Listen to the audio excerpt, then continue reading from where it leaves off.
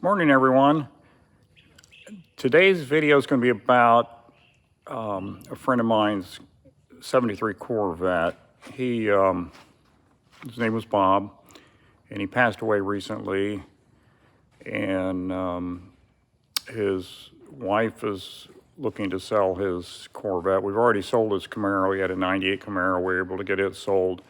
But we've been trying to sell the Corvette. And I didn't really know a lot about the Corvette. It's a nice looking car, and I've ridden it a couple times, but mechanically I had no idea anything about it. And as we've been trying to sell it and been showing it to people, it is some things have surfaced that I wasn't aware of. So my goal now is to repair anything it needs. It's got a few oil leaks and a couple little mechanical things that need to be adjusted or replaced, and nothing major. It's just stupid little things that kind of make people look at it and say, oh, I don't know. So my goal is to get the car where we can sell it and get the money out of it that my friend's wife wants to get out of it. The first thing I want to do today is get it up on the lift and kind of check it out and see exactly what all we're looking at here. So that's what today's video is going to be about. We're going to be putting it up on the lift, getting underneath of it with a flashlight and looking it over. There's some wet places on underneath the car, around the engine, transmission, and then even up at the rear end. And I don't know if it's oil transferring from the front to the back, or if each part of the drivetrain has a seal that leaks or something that has to be repaired. Mechanically, it runs great. Once you get it started, again, there's an issue with the carburetor I got to look at and some other things. We'll talk about that as we get further into it. But for now, today, I just want to get up on the lift and see what underneath looks like. So that's what this video is going to be about. Okay, so this is Bob's car. It's a 1973 Corvette convertible.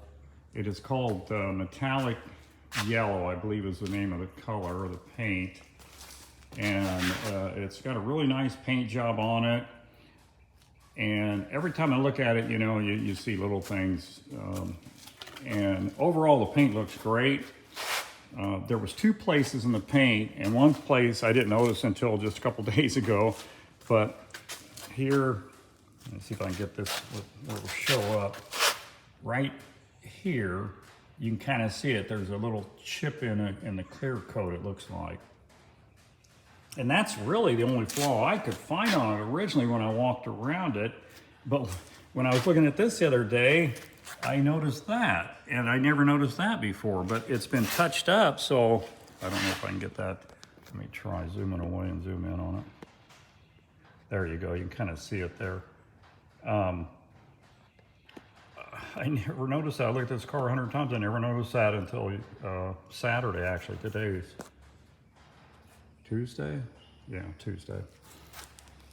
And then another place, which I don't know how I ever missed this, but here on the driver's side of the quarter, and again, I don't know if I'm going to be able to get this in the picture or not. Yeah, it's just not going to show up. Oh, there you can kind of see it maybe a little bit right in here. You can kind of see, it's almost like you can see some of the texture of the fiberglass underneath the paint. The paint's fine, but almost like you can see a little checker pattern of the fiberglass there. I don't quite understand that. But other than that, the paint looks great. The top really, it looks like new. Let me get back here a little bit. There we go. He didn't put it up that often, so it's kind of wrinkled. I think out in the sun, those would come out of it. And the only place I could really find was right here, this little area right here. It looks like it's just a little bit frayed right in that beading or whatever they call that. But other than that, the top looks really good.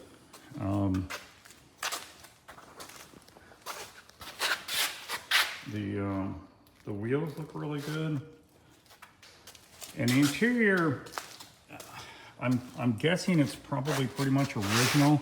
And I'll show you that later on. I'm not going to get into that until we start doing some of the things on the interior I want to do. But so let me get it up on the lift and we'll start looking underneath of it. Okay, I've got the car up on the lift now. So I'm just gonna start here at the front and work our way to the back. It has an aluminum radiator in it that looks fairly new. I don't see any indication of anything leaking there. You can see it's dry.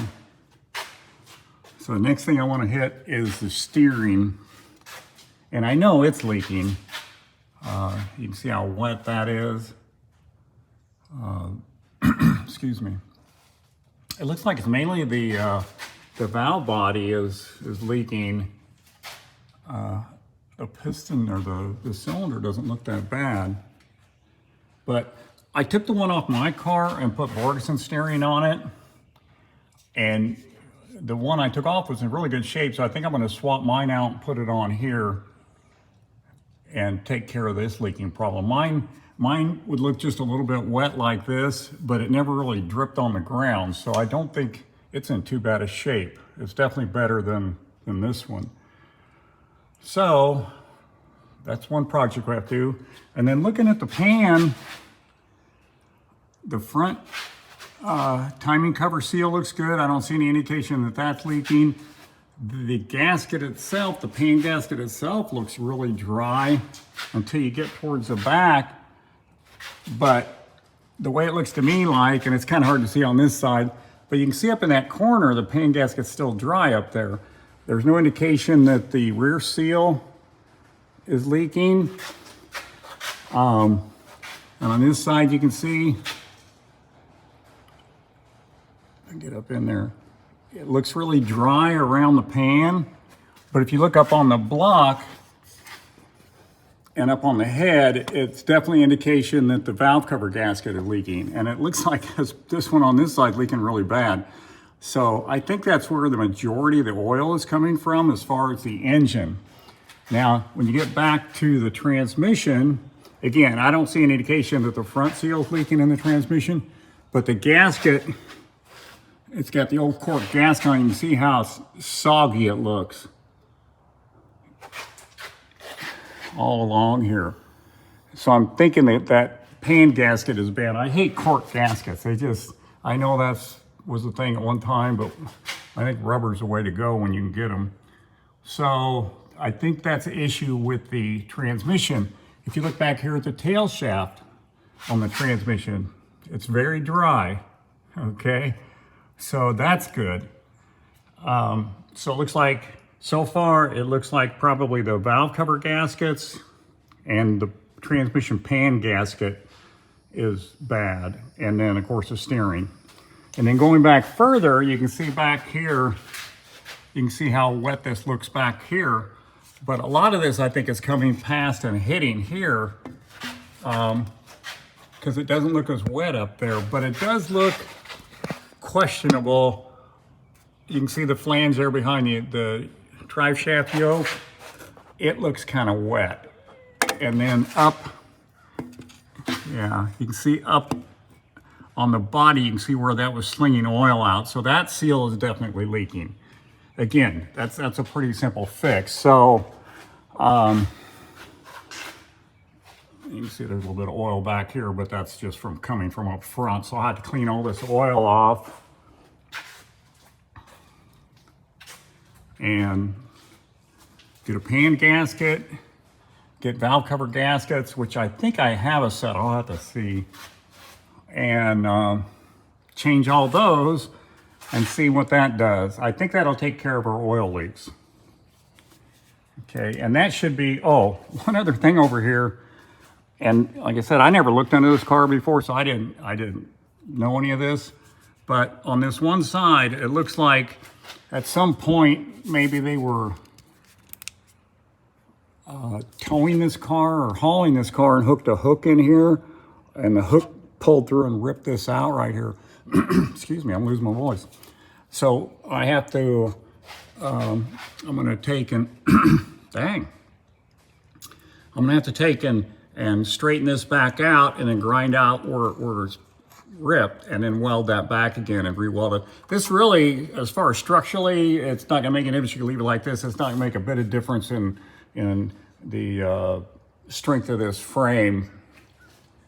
but I'll go ahead and fix it. The guy that looked at it pointed that out, and so I want to make sure I can fix everything I can on this car. So I think that's about it under here. He was saying something about a body mount here was loose, and I don't think that's this piece right here, but I don't think that's a body mount. I think the body mount's over here. So I'm going to double check that for sure. But you can see that bolt right there, and that bolt's loose. And we tried to tighten it down, it won't tighten down, it just spins. The other side's tight, but I don't think that has anything to do with the body mounts.